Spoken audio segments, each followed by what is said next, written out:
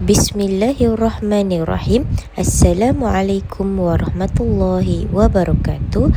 Saya Nur Fitriyah binti Abdul Karib dari kos Ijazah Pendidikan Sekolah Rendah dengan Kepujian.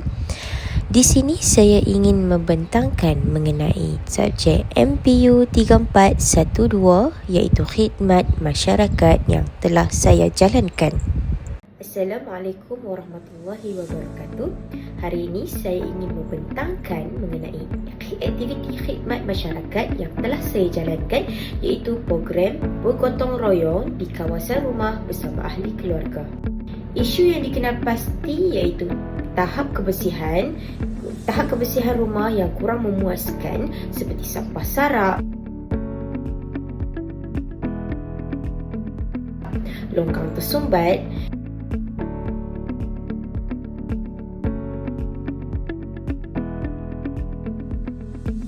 selain itu juga, amalan flora dan fauna juga kurang diamalkan. Jika tidak diatasi, masalah ini boleh menyebabkan pencemaran dan risiko penyakit seperti demam denggi dan sebagainya. Aktiviti khidmat masyarakat ini melibatkan 4 orang ahli keluarga.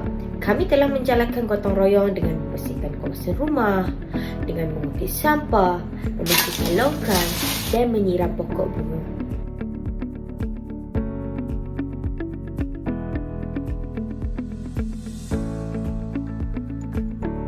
Hasil daripada aktiviti ini, kawasan rumah menjadi lebih bersih dan selesa.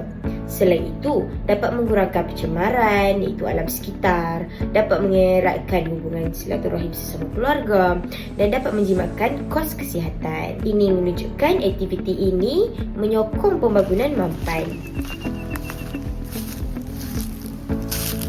Kesimpulannya, aktiviti gotong royong ini dapat memberi manfaat kepada kami sekeluarga.